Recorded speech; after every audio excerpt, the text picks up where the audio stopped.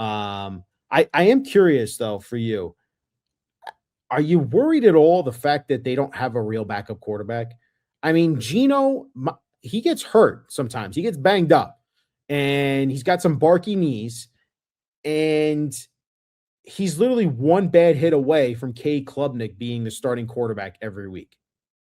Doesn't it feel like Cade Klubnik is going to get like the first week or so of training camp to see where he's at? And if he's not ready, then it's, hey, Cooper Rush, you're out there. Hey, Andy Dalton, you know Frank Reich's offense. The Eagles have 4 quarterbacks.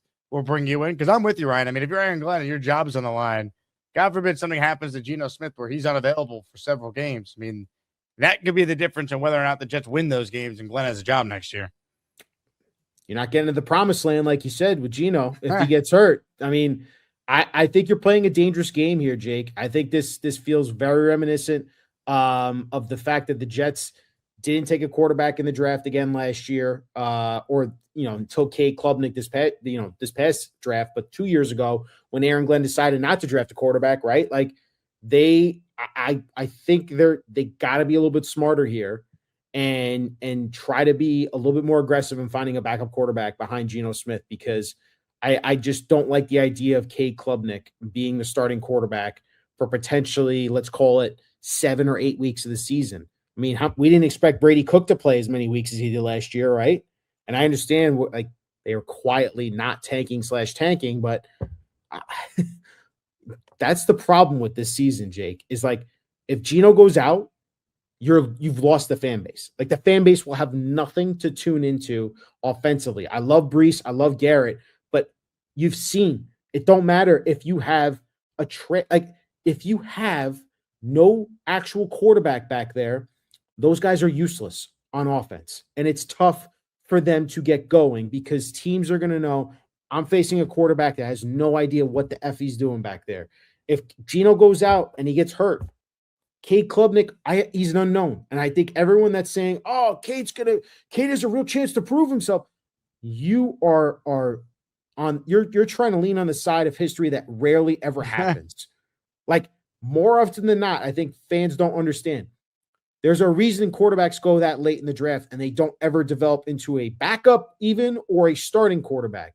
It rarely ever happens. And for this Jets team and franchise that has a history of proving they don't know how to develop quarterbacks, what makes you think that Cade Klubnik is going to change that whole history? Be realistic. The Jets need a better option at backup, in my opinion, just to be respectable on offense in case Geno goes down. Have a better plan there. That's what I'm asking them to do, because you're going to turn off all of the fans if Geno goes down with an injury. I'm forewarning everyone here. You're all going to be like us talking about where the Jets at in the tank by week 8 if Geno goes down with an injury. That's just the reality of the situation. And I don't want to live going from mid-October before Halloween, Jake, to the end of the season of where are the Jets in tankathon? Where are they at? How's the Packers pick look? How's the Cowboys pick look? How's the Colts pick look? Can the Jets package their way up past the Cardinals, who are probably going to be the number 1 pick this year? Aaron Glenn will lose his job, in my opinion, Jake, if he does not get a real backup quarterback, because you're tempting fate right there. All right, Asmaniacs, listen up for a second. No matter what you're watching, whether it's New York sports or any game you didn't plan on caring about, there's no better way to stay locked in than with PrizePicks. It's daily fantasy made simple. You're just picking more or less on player projections. That's it. No complicated lineups, no nonsense. Just you versus the numbers. And here's why I love it. Even if it's a game you normally wouldn't care about, once you got a lineup going, you're locked in. Every play matters, every drive matters, every at-bat matters. I've been mixing sports too. Maybe a little football, throwing some baseball, maybe some basketball, and now you've got action across the board all night, and PrizePicks makes it even better with features like early cash outs if your picks are hitting, the ability to mix multiple sports in one lineup, and you can even see what other people are playing and tail their picks. So if you haven't tried it yet, what are you doing? Download the PrizePicks app right now. Use code HMA, that's HMA, and you'll get $50 in lineups after you play play your first $5 lineup. Again, it's HMA on PrizePicks. PrizePicks, where it always feels good to be right. You're tempting fate. That's all I'm going to say on the quarterback stuff, because it seriously is another huge concern of mine that they have not addressed the backup quarterback spot. If you're watching this right now, make sure you click the thumbs up button and you're subscribed to the channel. Check out the Gangs All Here podcast. Ryan Sampson, Frankie V, Brian Costello do an outstanding job. And Frankie V's favorite player is David Bailey, of course, the guy he wanted the Jets to take. I'm presented by PrizePicks. Use code HMA when you sign up, and you can go more or less on David Bailey's sack number here. So PrizePicks a little odd with this. It's 5.75, which you can't do in the NFL. It's either a half a sack or a full sack. There's no 3/4 of a sack. But for the sake of this conversation, Ryan, would you go more or less on the David Bailey number there? Because I'm going more. I think David Bailey gets at least 6 sacks as a rookie. How many sacks did Will McDonald have his rookie year? He didn't play a ton. So let's see. Will McDonald stats. His rookie year with the Jets, he had 3 sacks. Okay. You would hope that David Bailey, as the number 2 pick, has more than that, right? 3 sacks. He better.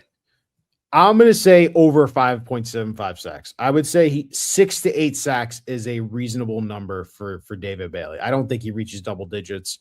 I think there's going to be a real eye from fans and from the reporters on how Bailey looks early on in practice with his first couple of reps, one-on-ones versus Membu and versus Olu-Fashanu, because that's going to be his real test, in my opinion, when the pads come on. How does this kid look against real NFL tackles? And those aren't bad tackles we're going up against every day, right? Like, those are guys you want him to go up against. Iron sharpens iron. There's truth in that matter. Over 5.75 sacks. I think that's a reasonable ask for David Bailey in his rookie season. Kaz hates putting pressure on these rookies. He prefers to wait and see approach, but I think you got to go over 5.75, especially when you draft the number 2 overall. He's the second pick, Kaz. I mean, we got to put some expectations on him. They took him over any other player in the draft besides Fernando Mendoza.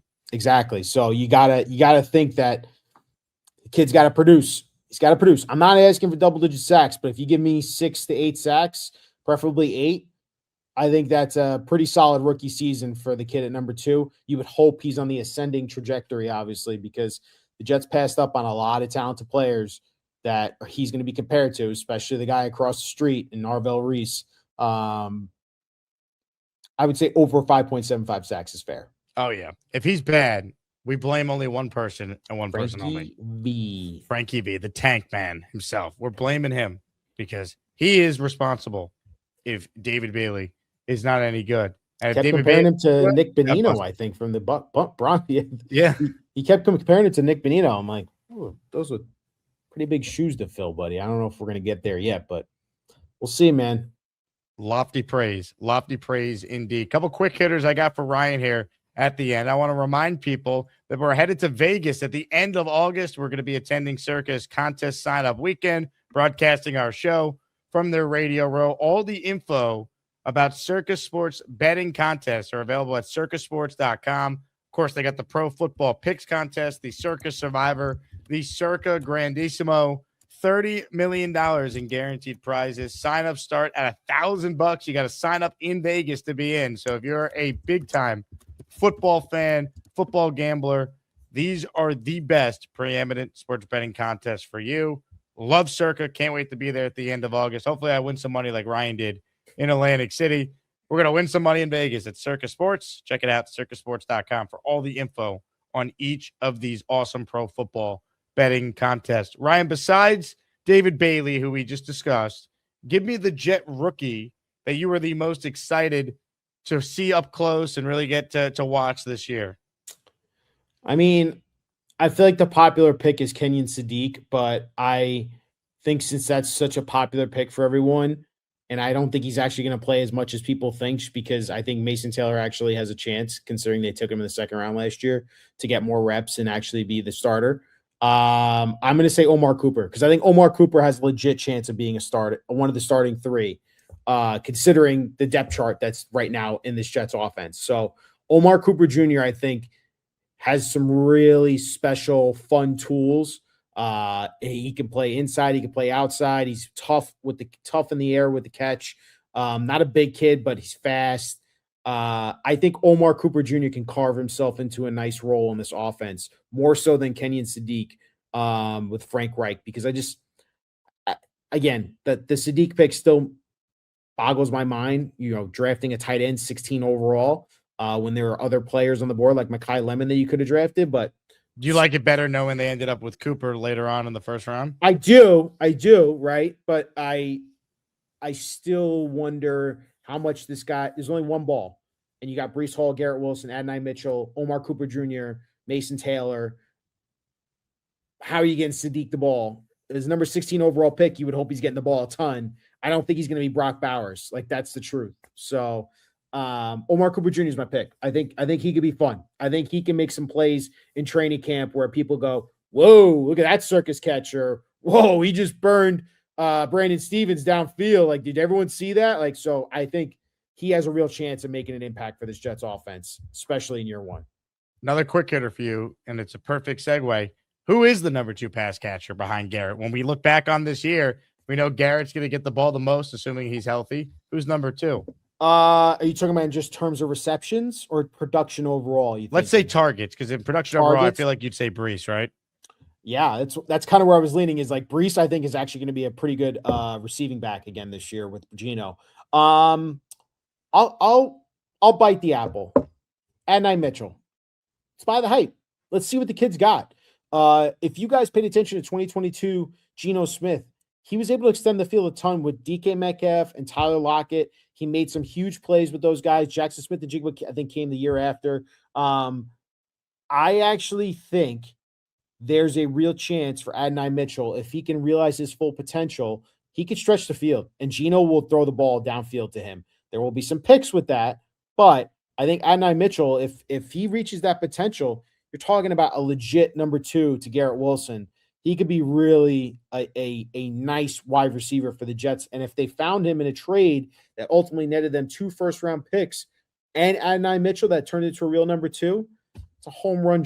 It's a home run trade from Darren Mougey. So I'll bite the apple. I'll say Adonai Mitchell has a real chance at being the number 2 pass catcher behind Garrett. I like that. What a win that Sauce trade would be if he emerges into that and Sadiq and still one more first. So that'd be awesome. Give me a player that's flying under the radar that most fans aren't talking about that you're excited about.